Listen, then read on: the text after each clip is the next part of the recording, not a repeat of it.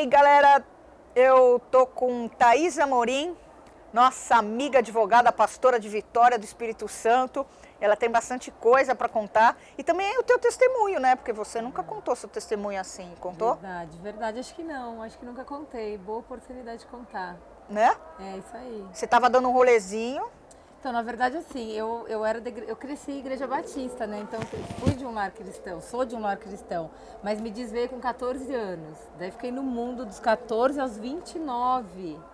E aí, nesse meio tempo, namorei muito, barará, tudo aquilo, super no mundo total, com droga, com tudo aquilo que um jovem dessa idade faz. Mas com bastante intensidade, inclusive. E nesse tempo eu conheci o meu marido. A gente se conheceu na balada, inclusive, e eu super desviada. E aí eu já tinha o meu filho mais velho, que é o João, e a gente foi morar junto, eu e o Júnior. E aí depois de um tempo eu comecei a sentir falta de Deus, entendeu? Porque você quando recebe uma palavra, aquilo fica no seu coração. Mesmo quando é pequenininho, cara, já né? diz a palavra. Como é importante, né? Você ter a Exato. semente, né? A palavra já fala, ensina a criança o caminho que ele deve andar, que ainda quando for grande ele não vai se desviar. Eu fiquei muito tempo longe, mas aquilo estava no meu coração. Eu achava assim, eu era de Deus, entendeu? Eu estava afastada, mas que Deus estava comigo. E eu sentia no meu coração que um dia eu ia voltar, que um dia ia rolar um tempo que a gente ia poder estar junto de novo, eu e Deus, né? E aí chegou esse tempo, Deus começou a me cobrar, porque meu filho estava crescendo, eu já estava morando, né, casada, e eu falava, puxa, eu conheço Jesus, e meu marido não conhece, meu filho não conhece, e agora? E minha mãe super orando por mim, que é também a mãe que ora, né, a mãe intercessora, porque eu tenho 4 irmãs, né, nós somos em 5 mulheres e minhas irmãs todas são convertidas, eram frequentes na igreja, tudo bonitinha, eu era a ovelha negra da família. E aí eu falei, amém, Deus, o senhor está falando que é para eu voltar, eu vou buscar uma igreja. Aí comecei a buscar uma igreja. Só que onde eu ia, eu falava, meu marido nunca vai querer ficar nessa igreja. Essa igreja é muito careta, essa igreja não...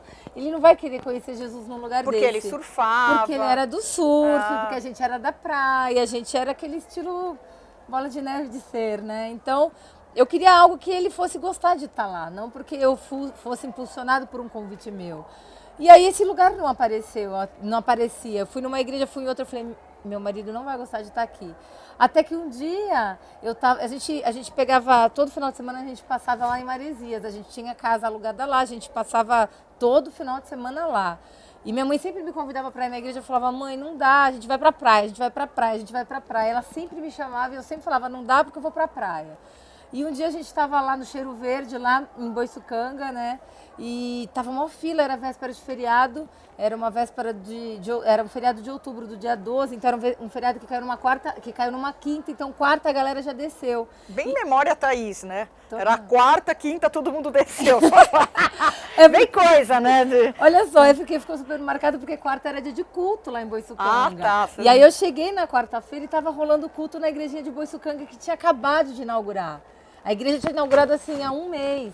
E aí eu escutei um louvor. E um louvor lá do restaurante? Lá do restaurante. Eu tava que é do lado. O Cheiro Verde. Você estava ali comendo e eu vi o louvor. Louvor. E sabe que louvor? Das Qual? Antigas, daquele da Igreja Batista. A alegria. Não posso cantar porque é um vexame, mas é aquele louvorzão daquela época de Batista. Daí você falou, e que é isso? Você pensou, né? Falei, que é isso? Isso me lembrou minha época de criança. E aquilo moveu meu coração. Sério, foi uma coisa muito gostosa. Eu falei, quero ir nessa igreja, vamos lá. E a moça do Cheiro Verde tinha dito, é uma igreja de surfista que inaugurou aqui há pouco, porque eu estava já ouvindo desde o começo, eu estava vendo um movimento. E aí meu marido resolveu ir, o Ju quis ir. A gente foi, o Rina estava lá no culto, estava fazendo a palavra, estava no culto lá, enfim. E a gente ficou um pouquinho, saiu, ficou um pouquinho. E no final fiquei na palavra inteira e amei estar ali, amei estar E eu ficava pensando assim, cadê o pastor dessa igreja? Ele deve ser o líder de jovens, porque a minha relação com a igreja era aquela coisa de igreja batista, com pastor, de terno, e de repente tá o Rina lá, uma prancha de surf, de camiseta, um negócio super descontraído. Mas aquilo foi muito maneiro, porque eu fui super tocada pelo louvor, pela palavra, e fiquei com vontade de voltar. E nos outros finais de semana a gente continuou indo. E nisso eu engravidei do Kainan, que é meu segundo filho, e a gente começou a ser discipulada pelo AP. Na época, era o comecinho ainda da igreja. A primeira filha era Boiçucanga, né? É verdade, a primeira igrejinha. Foi a primeira igreja que inaugurou, e a gente foi nesse tempo que tinha acabado de inaugurar. Daí a gente, isso era outubro para novembro, aí o Rina começou a convidar a gente. Quem estava pregando lá quando você foi? No dia era o Rina, na época quem pregava ainda Mas era o você Rina. já conheceu ele lá? No mesmo dia. Ah, que legal. E ele foi um fofo, porque assim, um querido, super, tratou a gente super bem e chamou o Júnior pra jogar bola. Aí o Júnior falou, não, eu sou mais do surf. Aí ele, pô, então vamos pegar onda comigo e tal. Super aproximou a gente. E aí nos outros finais de semana que a gente tava lá, a gente tava sempre com o Rina, com a Denise. Na época só tinha o Natan também. O Natan era mais ou menos da idade do João Pedro. É verdade, eles eram amigos. Eles eram amiguinhos. Aí a gente começou a passar muito tempo junto com eles na praia. E todo final de semana a gente pegava o culto lá em Boiçucanga. Aí o AP começou a chamar a gente para participar da célula dele lá em São Paulo. Foi quando a gente começou a ir na célula em São Paulo, aí depois nos cultos em São Paulo, aí pronto. Aí Deus já começou a trabalhar, o Júnior se converteu, aí paramos com a doideira nisso, eu estava grávida do Kainan, no meu filho mais novo, e aí a gente abandonou, né, a vida promíscua e devassa que a gente tinha. Porque eu mesmo casada com o Júnior, nós éramos muito doidos, assim, de estar sempre no rock, eu e ele juntos. No rock and roll? Total. Ela fala assim, tá lá no Espírito Santo. A gente foi pro rock, pra balada lá e pro rock, entendeu? Pro rock. Vamos pro rock e aí pra balada. E aí, assim, a gente foi tendo realmente um relacionamento com Deus, assim, muito bacana. Fomos pessoalmente discipulados pelo AP. E aí nossa história começou ali e nunca mais a gente saiu. Você nunca imaginou que você ia ser pastora, né? Nunca passou pela minha cabeça em nenhum momento da minha vida. Hoje você pastoreia a igreja de Vitória, né? Vila Velha. É tudo igual. É mais ou menos igual. É só atravessar uma ponte Isso aí. desse tamanho. Eu dou desconto porque eu fui lá e vi. É uma ponte assim, é verdade. É praticamente o mesmo lugar, porque é muito pertinho. E como que é pra você isso? Hoje, pra mim, é um privilégio. No começo eu me assustei. Eu achei que esse chamado não era meu. Sabia? Eu achei que isso era para o meu marido. Demorou um pouco para eu entender que o chamado do homem ele nunca é isolado. Que quando Deus chama uma pessoa para pastorear um grupo, um povo, tem a necessidade da mulher estar junto nessa missão, nesse ministério. Porque se não tiver, também arrebenta, né? Como é que o homem sozinho vai dar conta de aconselhar? Tem coisas que são... A mulher tem um papel muito importante no chamado pastoral. Mas há anos atrás, mulher de pastor na igreja não fazia absolutamente nada. Que é uma pena. Fritava coxinha e ficava fazendo fofoca na cantina. Opa, e atrapalhava... Não posso falar atrapalhava assim. Também o culto, né? Mas, na verdade, cuidava mais daquela coisa do louvor e olhe lá, porque né? que nem eu e você, a gente quando vem em congresso, a gente fica prestando atenção se a mulher está prestando atenção em alguma coisa.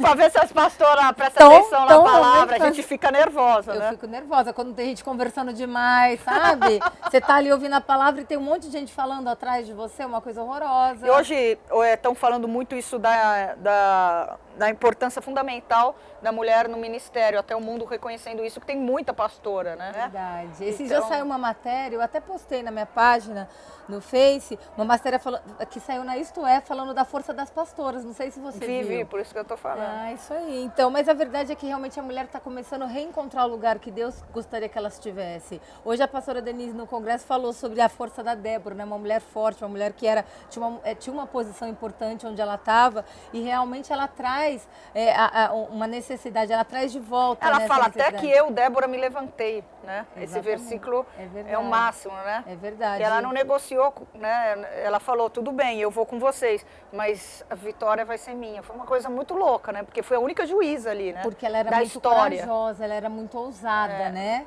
Mas assim, a coisa mais linda da história de Débora é quem estava por trás dela. Quem estava por trás dela, a Lapidote, era o marido. É isso aí. Então o marido cuidava das coisas que ela não sabia. Isso. Olha o que é o ministério complementar, e ela cuidava da parte espiritual. Verdade. Então ela ficava embaixo da árvore profetizando, e ele era um cara que cuidava de quem entrava e não entrava na cidade, ele cuidava daquela parte toda, entendeu? De burocracia, de coisas que ela não sabia fazer. Verdade. E o mais lindo dessa história é que a árvore não era dela, a árvore era dele, o território era dele. E ela respeitava. E em nenhum momento que ela foi pra guerra, ele falou, não vá, você vai morrer, coisa que o homem faz, sabe? Pra arrebentar. Pra acabar com a pessoa. Não, ele viu a mulher colocando uma armadura, indo pra guerra e abençoou, né? Muito bacana. E isso, há não sei quantos anos atrás, isso é uma coisa muito louca, né? É verdade. A mentalidade ela só conseguiu ser Débora porque ela achou um cara que permitiu que ela fosse. Ele tinha uma mentalidade muito de Deus verdade, ali, verdade, entendeu? Essa é história, verdade. ela é muito mais profunda. É verdade. E o que você Né? falou é interessante, porque a mulher ela faz um trabalho complementar. E quando você tem a plenitude da relação do homem e da mulher num chamado pastoral, é exatamente esse lugar. Quando a mulher encontra o lugar dela e o homem o dele. Porque o que eu tenho dito, eu sou, como eu te falei, fiquei 14, 15 anos desviada, Pri, e assim, nesse tempo eu me tornei uma mulher eu me achava muito independente, muito dona da minha vida e da razão. Com 18 anos eu saí de casa, fui morar com o pai do meu primeiro filho, então eu achava que eu era dona da banca. Então eu sempre tive uma visão de mim mesma muito deturpada, da minha condição enquanto mulher. E foi difícil para mim, depois que eu me converti, reencontrar esse meu lugar. E eu depois consegui me recolocar nessa identidade, que é a identidade que Cristo nos dá, entendendo que a mulher ela não é mais ou menos do que o homem, ela tem um papel diferente. E é esse o grande erro de muitas mulheres. Muitas vezes, elas estão num papel que não é delas. E isso dentro da igreja também. Elas querem se colocar numa posição que não é delas, é do homem. E por isso que elas sofrem, porque elas ficam tentando estar numa condição que não é aonde Deus espera que elas estejam. E aí é onde entra o erro do homem, que também sai do lugar do homem e fica acuado. Quando a mulher está no melhor lugar, é quando ela está no papel dela. A mulher tem um papel, o homem tem o outro. Não é que ela é menos importante do que o homem, mas é diferente o papel dela. E na minha história foi muito claro isso, porque falando do meu chamado, quando eu não achava que esse chamado pastoral era meu. Então eu me escondia atrás do meu marido, achando isso é responsabilidade dele, isso é dele. Por um outro lado, por eu ter essa veia de organização, de ter essa coisa do meu trabalho, pela minha vida profissional, eu tinha um entendimento, digamos assim, organizacional das coisas que eu queria que fosse do meu jeito. Então havia um conflito, porque eu nem assumi o lugar que eu tinha que assumir e ao mesmo tempo queria cuidar de coisas que eu não tinha que cuidar. E foi um lugar de desequilíbrio e eu pedi para que Deus me desse discernimento e sabedoria para encontrar esse lugar. E foi quando eu consegui reconhecer que o meu lugar é um lugar de ajudadora, de intercessora, de apoiadora e que eu vou decidir e solucionar algumas questões que não são responsabilidade do meu marido. Não entrar na esfera da direção e das deliberações dele. Entendi, porque você é uma mulher... Você é sanguínea, você tem a personalidade muito forte. Isso. E assim, você é uma pessoa, para ministrar uma pessoa igual a você, a coisa que não pode falar, que a mulher já fica louca, é se falar aquela história que o homem, o pior erro para um homem é chegar e falar, ai, Jezabel, já o pau come e não muda a mulher. Não vai resolver. Não, porque daí dá um ódio, porque vai falar, meu Deus, eu sou um principado. É a maior provocação que tem dentro da igreja hoje, é não quebrar pau o cara inventar que a coitada é Jezabel. Tudo eles acham que a mulher é Jezabel. Não, mas qualquer coisa, se ele falar, vai pegar um pão com manteiga, não vou, Jezabel. É isso aí. Né? Como assim, né? Você acabou de jogar a coisa no chão, mandou catar e eu sou a Jezabel. Isso. Eu não sou um principado, né? É isso mesmo. Isso aí não dá raiva? Dá raiva porque eles também não sabem lidar com essa situação. É verdade. E porque se existe uma Jezabel, é porque existe uma Acabe. Isso aí. Então, assim, eu acho que a balança, ela é enganosa para os dois lados. Então, eu acho assim, que quando a mulher, ela tem uma personalidade forte, quando ela é sanguínea e o cara é mais calmo, a tendência é ela se atropelando tudo. Isso aí. Por isso entendeu? Não por ruindade, porque ela o ímpeto dela e ela não quer esperar. Isso entendeu? aí, Porque o problema é que a mulher ela acelerada, quer, né? ela não vai ficar esperando, entendeu? Isso. O cara fala que vai consertar a porta está caindo, ele está um mês para consertar, ela vai lá, pega o martelo, e que ainda fura o dedo. E ainda reclama com o marido, e ainda né? fala, eu não falei pra você não consertar a porta. Eu furei por sua causa. É muito engraçado isso, verdade. né? Mas eu acho que a gente, você vê nessa história de Débora, que coisa engraçada, porque eu acho que a Débora não queria ser a Débora queria fazer a função do lapidote se ela pudesse optar. E tem muitas mulheres que entram em conflito, exatamente o que você falou. Por exemplo, a sua personalidade foi dada por Deus. O seu chamado foi dado por Deus, o seu temperamento foi dado por Deus. Então não adianta você também querer se colocar numa condição de, eu tenho que não abrir a boca, eu tenho que não fazer nada. Não é assim. Existe um lugar onde você vai conseguir exercer sua função e sabendo... Exatamente. Né? É aquela coisa, um vai lixando o outro até se encontrar, né? Aí. Exatamente. E com você... não é muito melhor você mesmo ir tentando e sendo ministrada pelo Espírito Santo do que aquela história de impor, entendeu? Isso. Às vezes eu vejo uns caras fazendo casamento e já avisa, né, ó. Ele manda, você obedece, e a pessoa fica em pânico, né? Fica em pânico e aí ela começa a agir por uma imposição e não por um entendimento. É isso que eu tô falando. Daí ela fica, eu tenho que ser Entendeu? submissa. Eu Isso tenho que ser aí. submissa. É. E a submissão, ela não é natural. Não é, e as pessoas confundem o conceito de submissão. Submissão é você se submeter àquela condição, entendendo que aquilo é melhor para você. Quando eu reconheci que estar disponível para a decisão de algumas questões que seriam de responsabilidade do meu marido ia me tirar um peso, eu tenho ministrado isso para as mulheres. Eu me colocar nesse lugar e tirar um peso de responsabilidade que está sobre mim.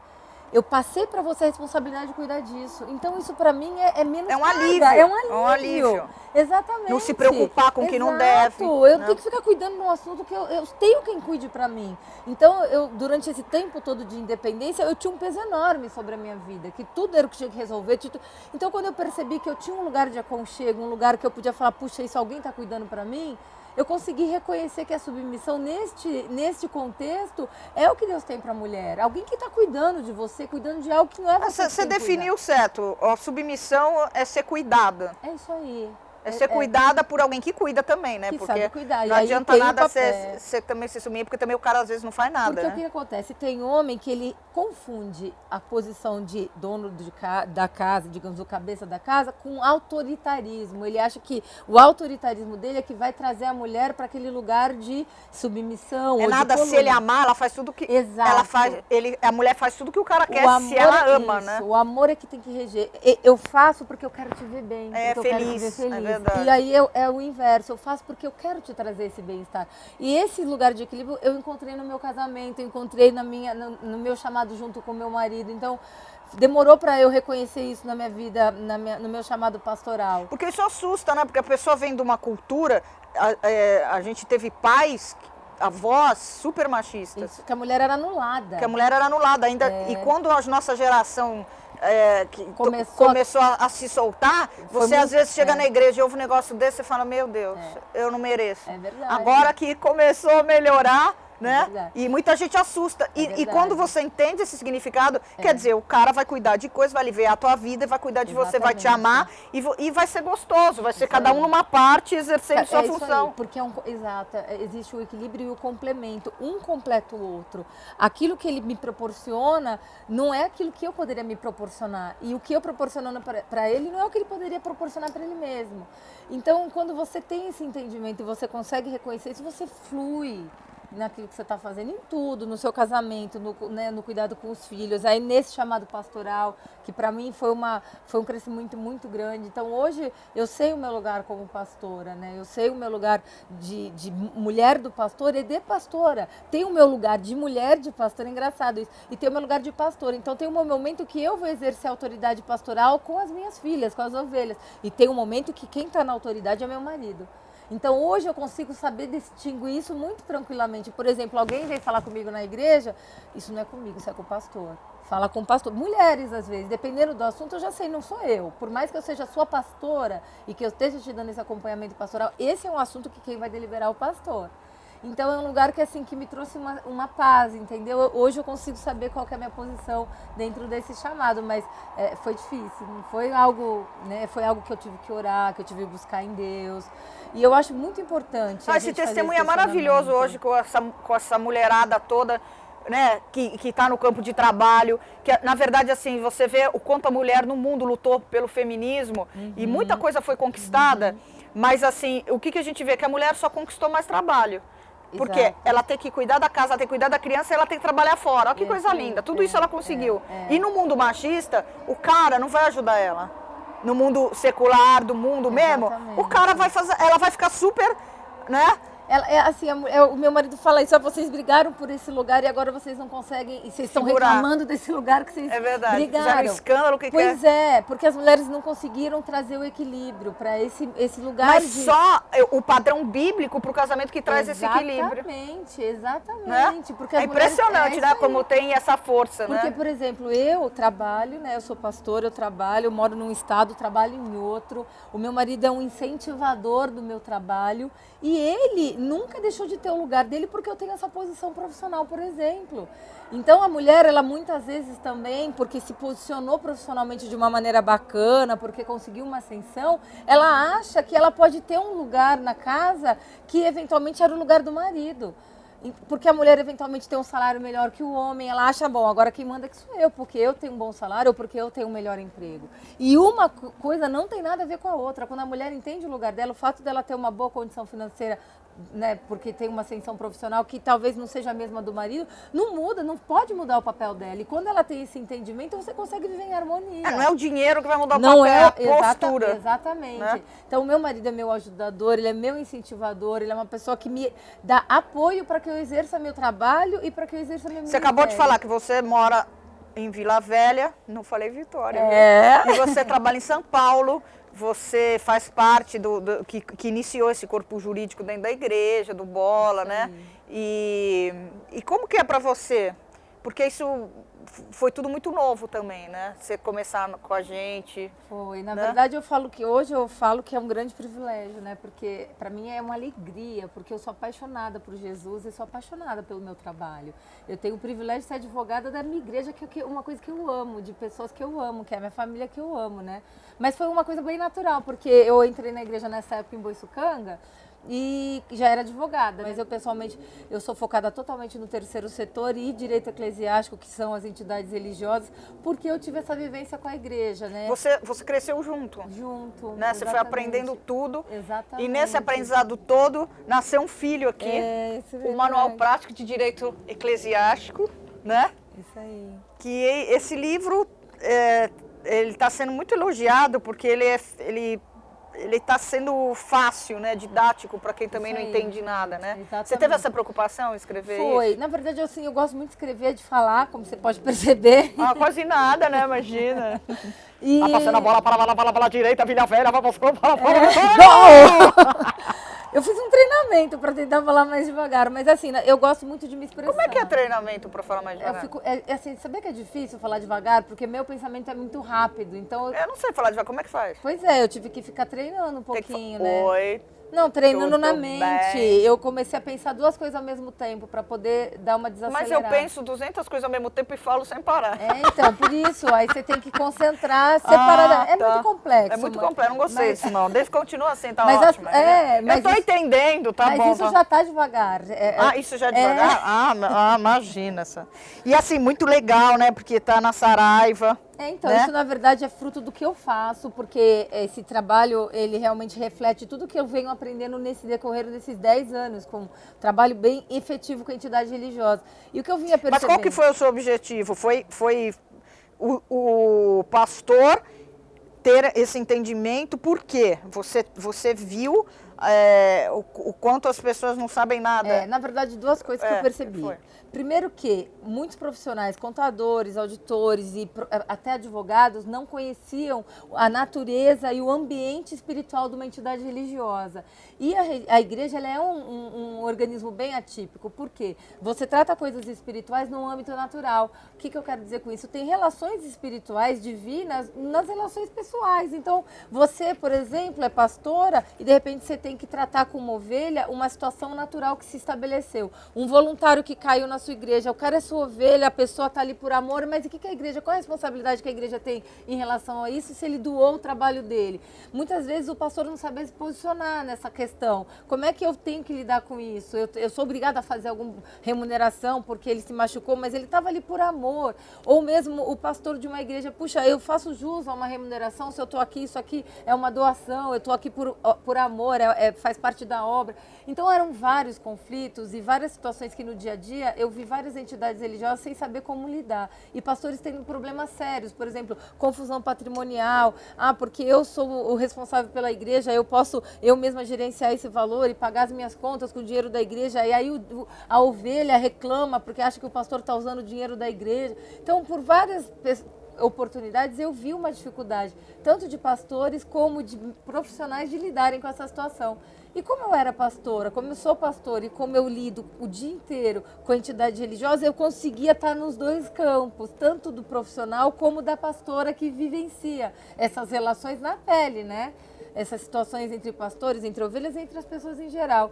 E eu comecei a estudar muito, procurar muito. E aqui no Brasil não tinha legislação muito... Esse livro foi pioneiro, né, nisso. Nessa área foi. Nessa área. E aí eu consegui reunir material, e quando eu reuni esse material, eu falei, puxa, eu tenho um livro, eu tenho vários temas que eu falo. Mas como você conseguiu colocar tudo num livro? Porque é muita coisa, Pois né? é, mas é porque isso faz parte do meu dia a dia, né? Então, foi fácil, como eu te falei, eu gosto de escrever. Mas você colocou o que foi essencial mesmo. Eu trouxe alguns temas que são bem cotidianos e aí a minha intenção era fazer com que o pastor pudesse ter conhecimento e quem quisesse trabalhar na área tivesse facilidade de ter uma consulta. Então é um livro que tem capítulos bem práticos e como é que eu faço com isso? Por exemplo, a igreja pode ter cantina e vender produto na igreja, né, alimentícia, eu posso ter uma lojinha, se eu tiver que ter uma lojinha eu tenho que pagar imposto, que imposto que eu pago? É lícito fazer isso, não é?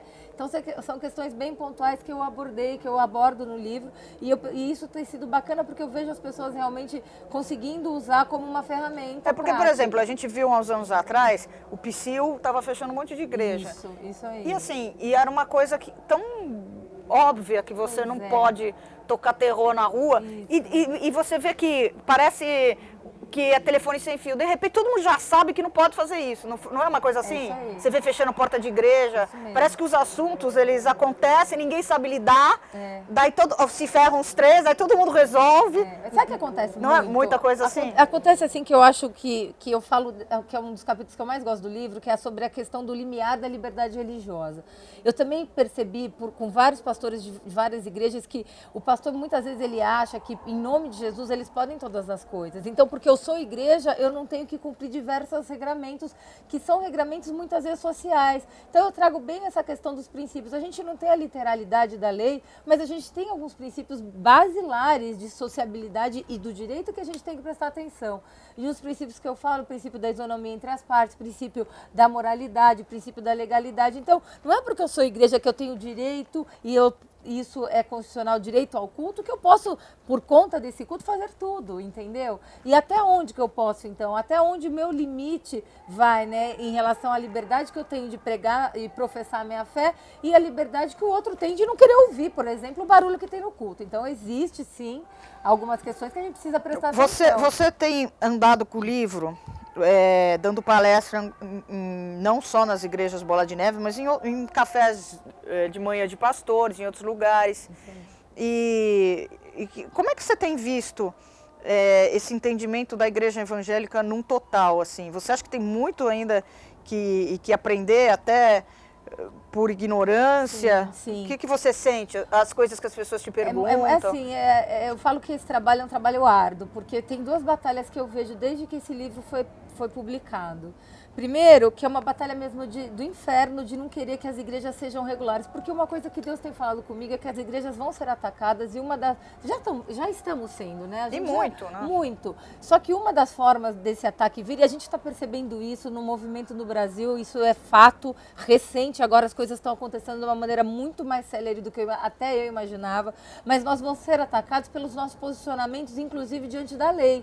Então, essas questões até do ponto de vista das relações homoafetivas, das relações sociais. A igreja vai ser obrigada a fazer um casamento de um homossexual, aquilo contraria a minha fé, como é que eu posso lidar com isso? A gente acabou de ver um caso que tinha duas mulheres se beijando dentro do culto. Dentro de um culto, do ambiente religioso, mas era um culto. E aí a pessoa que estava dirigindo o mandou culto mandou prender e tudo mais. Eu tenho falado muito sobre isso, porque as pessoas não sabem se proteger em relação àquela que é a sua liberdade de professar a sua fé. Então isso tem tudo a ver com aquilo que você pode ou não pode fazer em relação ao seu direito de professar e de crença, que você também pode trazer num âmbito associativo.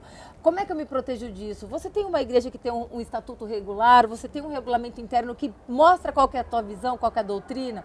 A partir do momento que você não tem isso, você já está desprotegido, porque você não tem como dizer, você não pode estar aqui nesse ambiente. Como é importante isso, você ter né, esse regimento interno, Um doutrinário, para regimento, saber o que você crê. Exatamente. Né? Você precisa saber no que você acredita. E naquilo isso que a pessoa está lá, ela tem que se submeter. Olha, você está aqui, você tem liberdade de estar nessa igreja, mas para você ser membro dessa igreja e frequentar essa igreja, você tem que, no mínimo, concordar com aquilo que a gente vive, que a gente prega.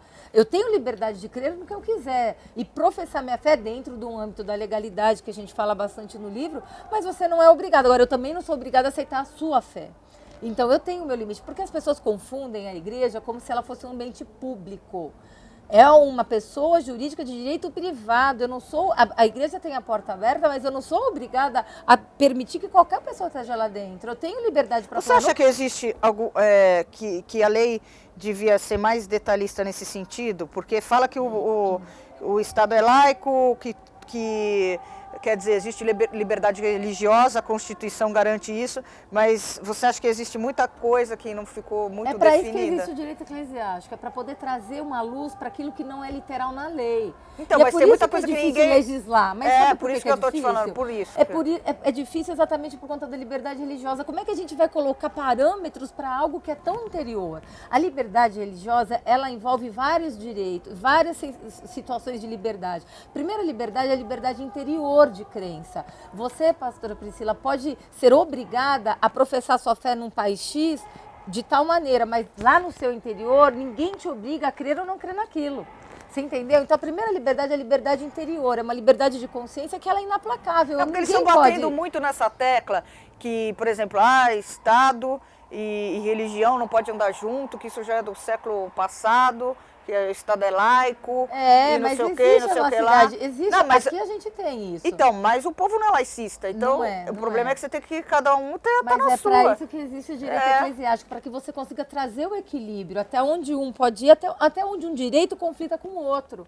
Aí você vai ter que usar o quê? Os princípios gerais do direito, que é exatamente isso que eu falo no livro. Eu nunca vou poder conseguir mensurar, até porque em algumas questões, até que ponto isso... Por exemplo, eu vou te dar um exemplo.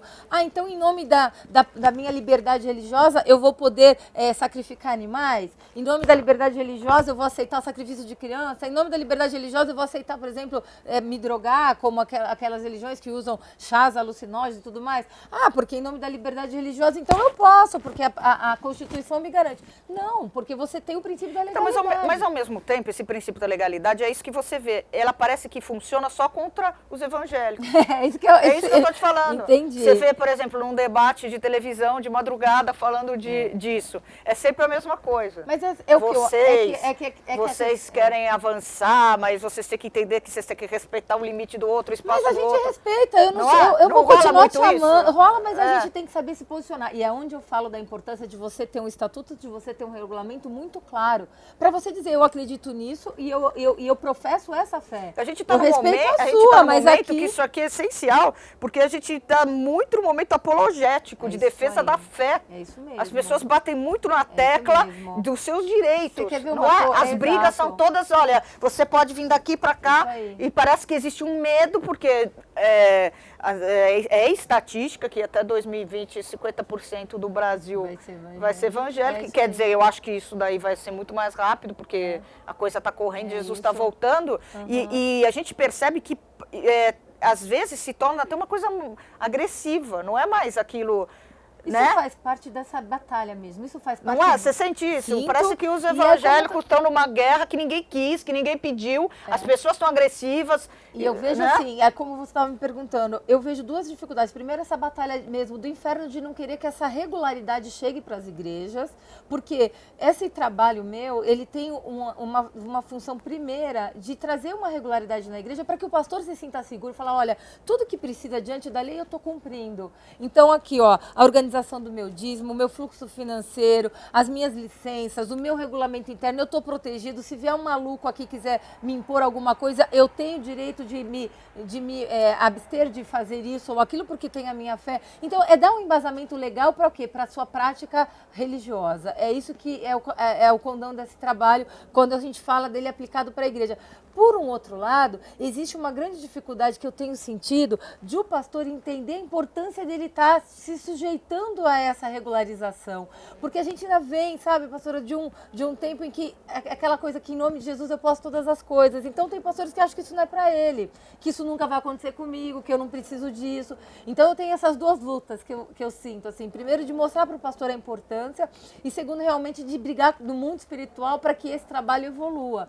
Porque, assim, um dos projetos é que esse livro, ele possa ser, o livro não, mas essa matéria seja uma matéria, por exemplo, de seminários teológicos ou de faculdades em especialização na área de direito eclesiástico, porque não há profissionais que tenham tanta habilidade. Porque isso aqui acaba sendo discipulado pro pastoreio. É verdade, é verdade, é isso mesmo. Como é legal isso, né? E assim, você teve essa ideia de escrever esse livro há muito tempo, foi alguma coisa que foi acontecendo? Foi algo assim, que foi surgindo. Ou Deus falou com você? Foi surgindo. Eu comecei a escrever alguns artigos, eu já publicava isso no meu site, e em um determinado momento eu estava trabalhando muito intensamente, e foi um momento bem difícil, né, do meu contexto profissional, e eu fiz um propósito com Deus nesse dia. Eu falei, Deus, se é para eu continuar nessa área, o Senhor me dá uma luz, porque essa área está muito pesada. Trabalhar com entidade religiosa não é fácil. Eu atendia a Bola de Neve principalmente, mas outras entidades, então tinha um peso espiritual muito grande.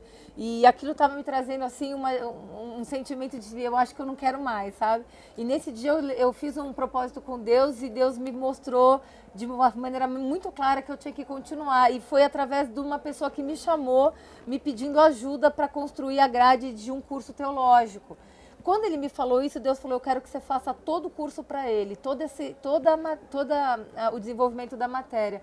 E eu ofereci esse para ele, era o coordenador do curso, e ele aceitou, e eu criei todos os capítulos. Quando eu criei as aulas, eu falei, eu tenho um livro pronto. Que legal, né? E foi assim que o livro surgiu. Daí eu corri, né, desenvolvi os temas, e quando eu vi, o livro estava pronto. Demorou aí um processo de alguns meses. Como é que faz para a igreja, para o pastor, para as pessoas que querem te convidar para dar palestra ou comprar o livro, como é que faz? Esse livro ele foi publicado pela Saraiva, que é uma das melhores editoras jurídicas do país, também foi algo assim que foi um mover de Deus mesmo, é um trabalho realmente pioneiro. Então no site da Saraiva, saraiva.com.br, todo mundo tem acesso, pode comprar o livro. Mas o meu site é direitoeclesiástico.com.br, é bem fácil também, lá tem meus contatos, tem palestras, eu realmente tenho ido a convite de alguns pastores, de conselhos de pastores, de conselhos de contadores, tem pessoas do Brasil inteiro me convidando e eu tenho um prazer de fazer isso, eu recebi isso como uma missão mesmo e fico muito feliz de poder contribuir com outros ministérios, tenho atendido igrejas no Brasil inteiro e também é um material legal para quem queira se profissionalizar, advogados, estudantes de direito que queiram conhecer essa matéria, porque assim, algo que Deus falou para mim, multiplica esse conhecimento, que outras pessoas possam também ajudar outros ministérios. Então eu estou à disposição para tirar dúvida, para ajudar a construir também um trabalho de outros profissionais que queiram atuar nessa área, direitoeclesiástico.com.br. Vocês viram? Que coisa fina, que inteligente, minha amiga, meu Deus, coisa fina. Ai, adorei estar aqui com você, adorei, viu? Tenho muito orgulho de você, cara, porque você me defende. Eu tenho orgulho de estar nessa família, vai ser sempre um prazer, um privilégio. Como é bom, né? A gente ter pessoas assim que a gente pode confiar, né? Espero que você tenha gostado. E a gente se vê. E quando estiver lá em Vila Velha, visita ela na igreja. Bola de Neve de Vila Velha, lá na Praia da Costa, lugar aconchegante. Você vai ser super bem recebido. Eu e meu marido adoramos receber. A praia é linda, além de tudo. E você vai ser muito abençoado naquele lugar. Corre. Vamos fazer corridinhas na praia. Sou aspirante atleta. Ela corre, não para de correr, né? Quantas horas você corre em seguida? Ah, todo 10 dia horas? eu corro um pouquinho, mas quando tem corrida longa, até 8 horas num dia. Já aconteceu de eu passar correndo. Mas é prova de aventura, prova de montanha, bem... Você vê? Advogada, atleta, pastora. Mãe, mulher de Deus. Amém. Até a próxima. Fica Até com mais. Deus.